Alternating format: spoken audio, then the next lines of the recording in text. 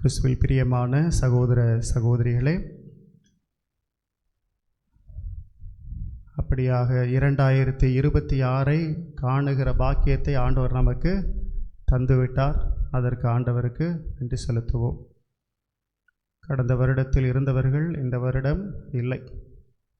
ஆனால் கடவுள் இன்னும் ஒரு ஆண்டை நமக்கு சேர்த்து தந்திருக்கிறார்.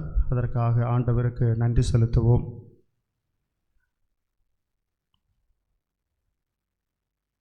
கஷ்டத்துலேயும் கஷ்டம் என்ன அப்படின்னா, இந்த நடுராத்திரி பூசையில் பிரசங்கம் வைக்கிறது. ஏன் அப்படின்னா, நம்மள ஒரு சிலர் என்ன பண்ணுவாங்க, கவனிக்கிற மாதிரியே இப்படி ஆடாமல் அசையாமல் இருப்பாங்க. இங்கேருந்து கரெக்டாக தெரியாது அவங்க முழிச்சிருக்காங்களா கண்ணை மூடி இருக்காங்களா அப்படின்னு. அப்படியே கண்ணை மூடி, அது ஒரு ட்ரைனிங், அதெல்லாம் ஒரு கலை, எல்லாருக்கும் வராது. அப்படியெல்லாம் இருப்பாங்க. ஆடாமல் அசையாமல் இருக்கிற பூச்சி எது? ஆடாமல் அசையாமல் இருக்கிற பூச்சி எது? 2026 கடி.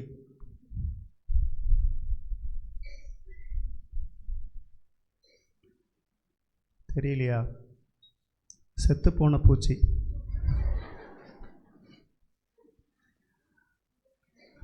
அந்த மாதிரி ஒரு சிலர் அப்படியே இந்த கிளாஸில் கவனிக்கும் போது, கிளாஸ் நடத்துமா நீங்கள் பார்த்தீங்கன்னா தெரியும், கவனிக்கிற மாதிரியே உட்காந்துருப்பான், வேற எங்கேயும் இருப்பான். அதுபோல் இன்று ஜனவரி 1 2026 ஆண்டில் நாம் இருக்கிறோம். கடவுளுக்கு நன்றி செலுத்துவோம். இன்று தாயாகிய திருச்சபை ஒரு விழாவையும் கொண்டாடுகிறது, நமக்கெல்லாம் தெரியும். அது என்ன? அன்னை மரியாள். ஓ மை காட், என் மக்கள் ரொம்ப நல்ல மக்கள்னு சொல்லிட்டு இருக்கிற நீங்கள் என்ன வந்திருக்க வேண்டாம் நேரம். அன்னை மரியாள் இறைவனின் தாய், மேரி மதர் ஆஃப் காட் சொல்கிறோம்ல.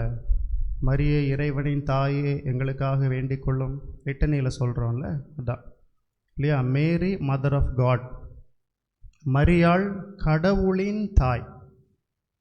இதை திருச்சபை சொன்ன பொழுது அதில் முதலிலே நிறைய குழப்பங்கள் ஏற்பட்டது. ஒரு சிலர் அதை ஏற்றுக்கொள்ளவில்லை. ஆகவே எபேசு என்கிற ஒரு திருச்சங்கம் கூடியது. அந்த திருச்சங்கத்திலே முடிவெடுக்கப்பட்டது, மரியாள் கடவுளின் தாய் என்பதில் எந்த விதமான மாற்று கருத்தும் இல்லை. தியோட்டோகோஸ் அப்படின்னு சொல்லுவாங்க, கடவுளின் தாய். எப்படி அவங்க கடவுளின் தாய்?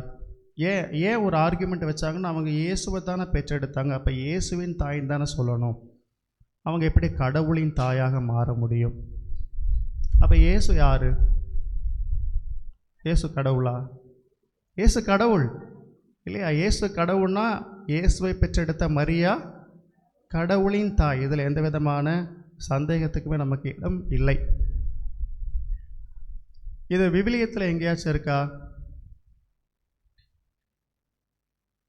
விவிலிய அறிஞர்கள், விவிலிய களஞ்சியங்கள்,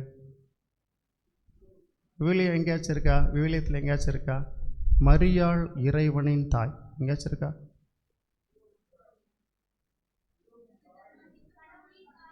மரியா கடவுளின் தாயின்னு இருக்கா? இதோ உன் தாயின்னு ஏசு சொன்னார், சிலுவையில் தொங்கும் பொழுது சொன்னார், இதோ உன் தாயின்னு தானே சொன்னார். கடவுளின் தாயின்னு எங்கேயாச்சும் இருக்கா? எக்ஸாக்ட்லி. மரியாள் எலிசபெத் அம்மாவை சந்திக்க செல்கிறார்கள். அப்போ எலிசபெத் அம்மா பரிசுத்த ஆவியால் நிரம்பி அவர் சொல்லுகிறார், என்ன சொல்கிறாரு? கடவுளின் தாய் என்னிடத்தில் வர நான் யார்? இல்லை, கடவுளின் தாய் என்னிடத்தில் வர நான் யார் அப்படின்னா என்ன? மாதாவை அப்போவே பரிசுத்த ஆவியானவர் சொல்லிவிட்டார், இவர் கடவுளின் தாய் அப்படின்னு, இல்லையா? அப்போ நாம் எல்லாரும் பரிசுத்த ஆவியில் நிரப்பப்பட்டவர்கள், இல்லையா? நாம் எல்லோரும் உறுதி பூசுதல் பெற்றிருக்கோம், பரிசுத்த ஆவியை பெற்றிருக்கோம், உடைய கொடைகளையும் வரங்களையும் கனிகளும் பெற்றிருக்கிறோம். இப்போ நாம் என்ன சொல்லணும்? மரியாள் கடவுளின் தாய். பாருங்க, திருச்சபை அழகாக வருடத்தின் முதல் நாளிலேயே அந்த அன்னையை நமக்கு பரிசாக தருகின்றது. அந்த அன்னையோடு சேர்ந்து நாம் இந்த ஆண்டு முழுவதும் பயணிக்க போகிறோம். இல்லையா? இந்த நன்றி ஆராதனையின் போது அந்த வருடத்தினுடைய கடைசி நிமிடங்களை நம் ஆண்டவரோடு செலவிட்டோம். வருடம் துவங்குகிற பொழுது அந்த புதிய ஆண்டையும் ஆண்டவரோடு திருப்பலி வழியாக, அன்னை மரியாள் வழியாக சேர்ந்து நாம் அதை துவங்குகிறோம். எவ்வளோ அழகாக திருச்சபை உருவாக்கி இருக்குல்ல, ரொம்ப அருமையான ஒரு விஷயம். ஸோ கடவுளுக்கு இந்த நாளில் நன்றி செலுத்துவோம். இந்த வருடம் முழுவதும் செய்யவிருக்கின்ற எல்லா காரியங்களையும் ஆண்டவர் ஆசீர்வதிக்க வேண்டும் என்று ஒப்புக் கொடுப்போம். இன்று வாசிக்கப்பட்ட முதல் வாசகத்திலிருந்து ஒரு பிரசங்கத்தை வைப்போம். இன்று வாசிக்கப்பட்ட முதல் வாசகம் எதிலிருந்து எடுக்கப்பட்ட வாசகம்? பரவாயில்லையா, எல்லாம் கவனிச்சிருக்கிறீங்க. எண்ணிக்கை நூலிலிருந்து எடுக்கப்பட்ட வாசகம். எத்தனாவது அதிகாரம்? 6வது அதிகாரம். 24லிருந்து 26 வரைக்கும் உள்ள வசனம் வாசிக்கும். ரொம்ப அருமையான வசனம். நீங்கள் எல்லா நியூ இயர் அன்னைக்கும் இந்த ரீடிங் தான் வாசிப்பாங்க, ஃபஸ்ட் ரீடிங். ஏன்னா ஆசீர்வாதம், குருக்களின் ஆசீர், அதுதான் அதனுடைய தலைப்பு. ஆண்டவர் உமக்கு ஆசி வழங்கி உன்னை காப்பாராக. ஃபஸ்ட்டு நாளே நமக்கு ஒரு ஆசீர்வாதம் கொடுக்கப்படுது. என்ன? ஆண்டவர் உனக்கு ஆசி வழங்கி உன்னை காப்பாராக. ஆண்டவர் தம் திருமுகத்தை உன்மேல் ஒளிரச் செய்து உன்மீது அருள் பொழிவாராக. அடுத்தது,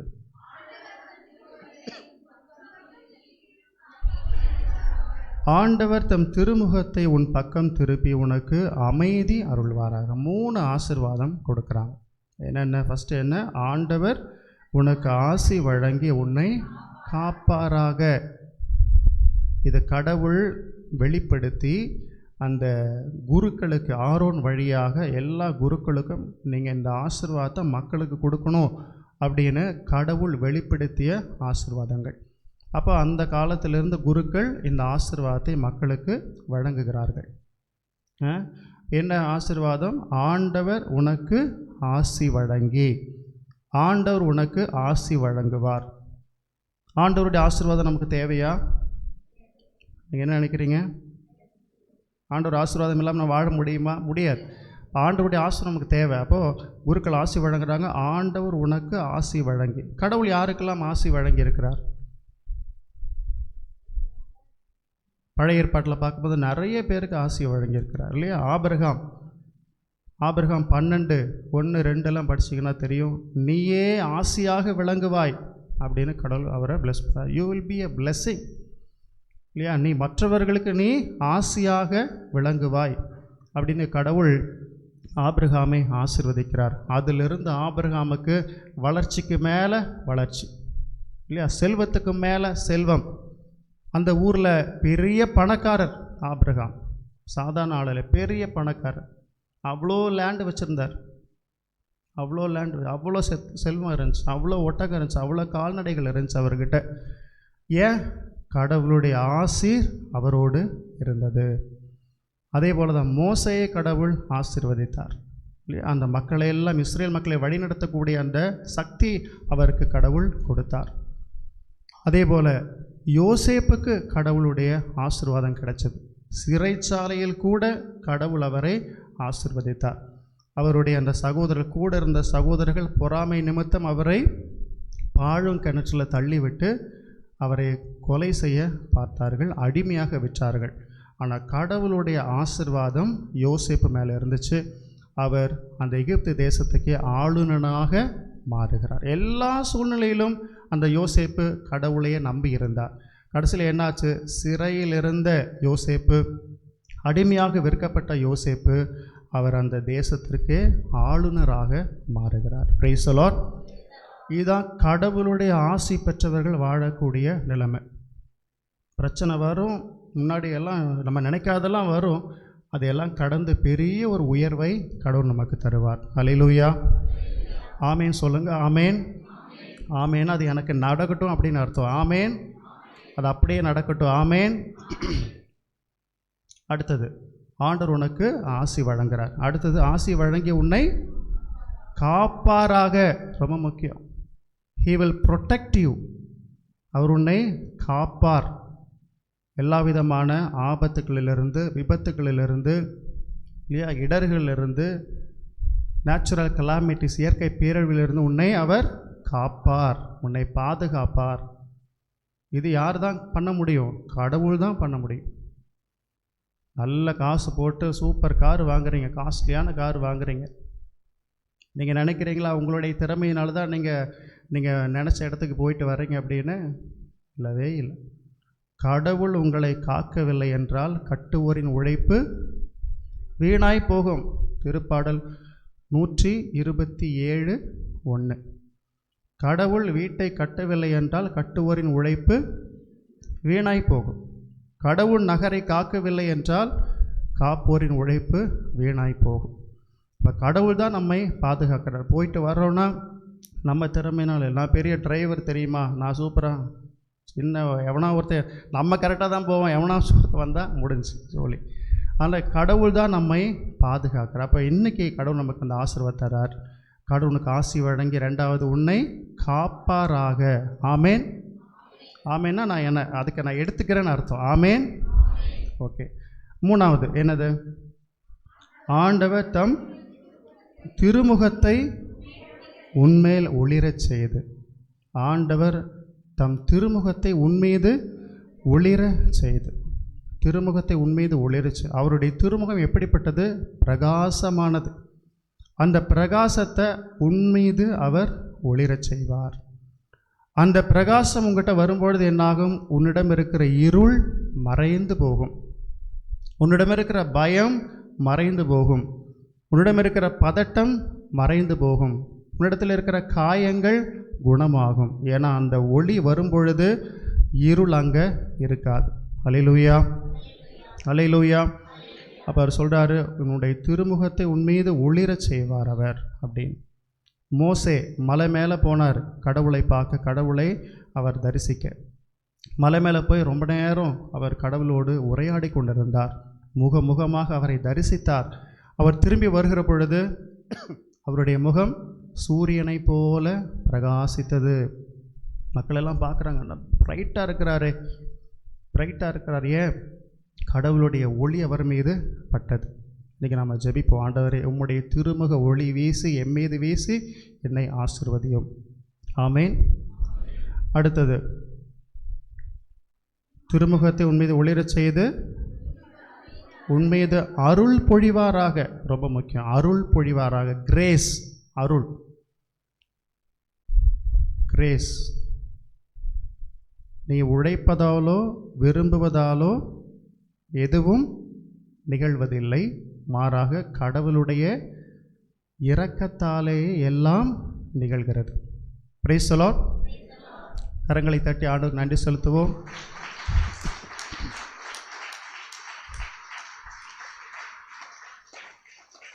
என்ன சொல்கிறாரு? உன்மீது அருள் பொழிவார், அருள் பொழிவார். அந்த கிரேஸ் கிடைக்கும் பொழுது வாய்ப்பு இல்லாத இடங்களில் உங்களுக்கு வாய்ப்பு கிடைக்கும் இல்லையா? அடைக்கப்பட்ட வாசல்கள் திறக்கப்படும். இதெல்லாம் கிரேஸ். கிரேஸ் நான் உழைக்கல, எனக்கு தானாக அருளப்படுவது தான் கிரேஸ். இலவசமாக எனக்கு கொடுக்கப்படுவது தான் கிரேஸ், கடவுளுடைய அருள். நான் முட்டி மோதி ப்ரேயர் பண்ணி அப்படி எனக்கு கிடைச்சது ஃபாதர், நோ. கிரேஸுங்கிறது இலவசமாக கொடுக்கப்படுவது. நான் அதுக்கு தகுதியானவன் இல்லை, ஆனால் கடவுள் அந்த கிரேஸ் எனக்கு தர்றார் இல்லை. அப்போ அடைக்கப்பட்ட வாசல்கள் திறக்கப்படும். நான் அது நினச்சிருக்கவே மாட்டேன், அது எனக்கு கைகூடி வந்திருக்கும். நிறைய நல்ல விஷயங்கள் இருக்குது ஜனவரியில் நம்ம பங்கில், நான் எல்லாம் சொல்லுவேன் உங்களுக்கு. நம்ம நினச்சிருக்கவே மாட்டோம், எல்லாம் கைகூடி வரும் இல்லையா? அந்த அந்த பையனுக்கு பொண்ணு பார்த்துக்கிட்டே இருப்பீங்க, நீங்கள் தேடி தேடி எங்கெங்கேயோ போயிருப்பீங்க, பக்கத்துலேயே ஒரு பொண்ணு அழகாக கிடச்சிருக்கும் இல்லையா? அதான் கல்யாணத்தை எப்படி நான் நடத்தி முடிக்க போகிறேன் தெரியாது, ஆனால் ஜோராக நடந்து முடிச்சிருக்கும். இதெல்லாம் எப்படி? கடவுளுடைய கிரேஸ். அந்த கிரேஸ் வரும்பொழுது எல்லா வாய்ப்புகளும் நமக்கு திறக்கப்படும். Praise the Lord. ஆமேன். அடுத்தது, ஆண்டவர் தம் திருமுகத்தை உன் பக்கம் திருப்பி. ஆண்டவரும் திருமுகத்தை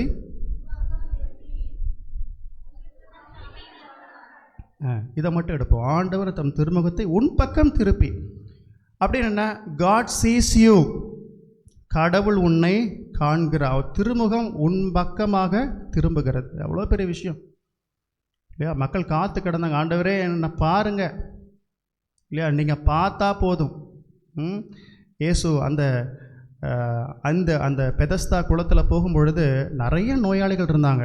இயேசு 38 ஆண்டுகளாக கஷ்டப்பட்டு இருந்த அந்த மகன் மேலே இயேசுனுடைய பார்வை பட்டது. அவருடைய திருமுகம் அவரை நோக்கி திரும்பியது. அவ்வளவுதான். அவர் நம்ம பக்கம் திரும்பினார்னா அங்கே ஆசீர்வாதம் தான். Price the Lord, price the Lord.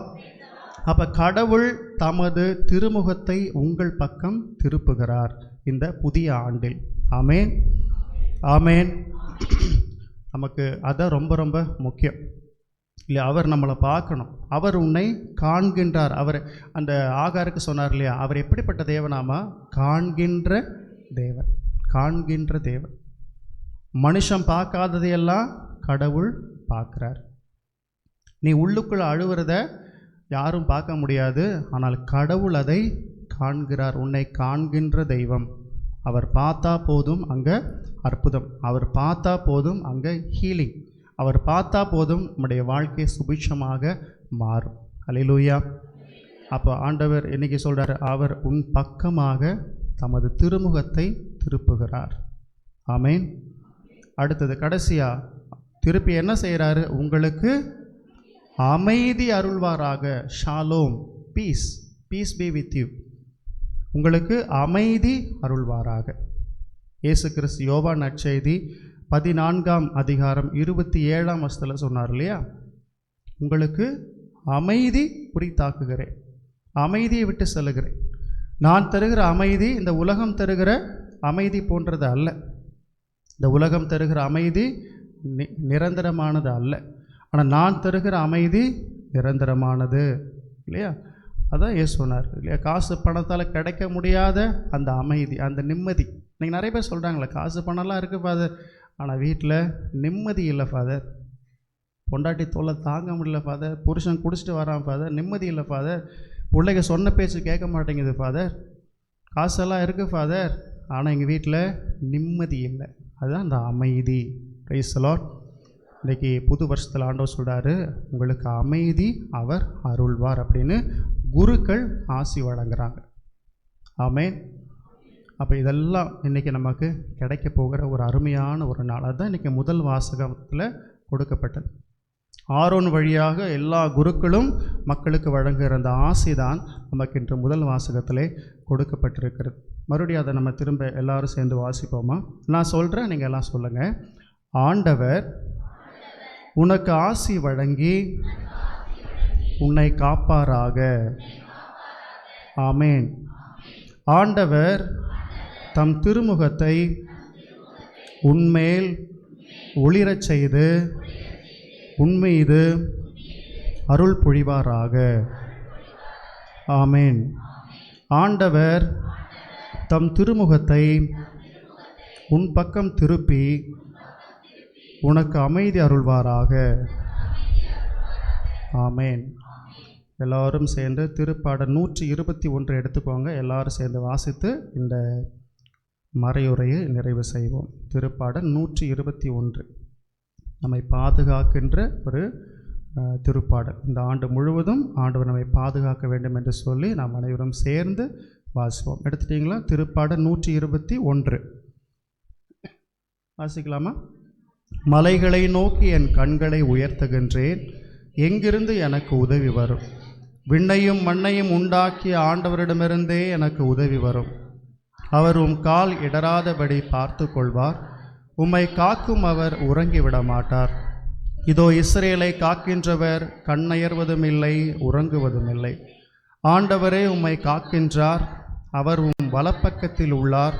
அவரே உமக்கு நிழலாவார். பகலில் கதிரவன் உம்மை தாக்காது, இரவில் நிலாவும் உம்மை தீண்டாது. ஆண்டவர் உம்மை எல்லா தீமையினின்றும் பாதுகாப்பார். அவர் உம் உயிரை காத்திடுவார். நீர் போகும்போதும் உள்ளே வரும்போதும் இப்போதும் எப்போதும் ஆண்டவர் உம்மை காத்திருள்வார். ஆமென். எழுந்து நின்று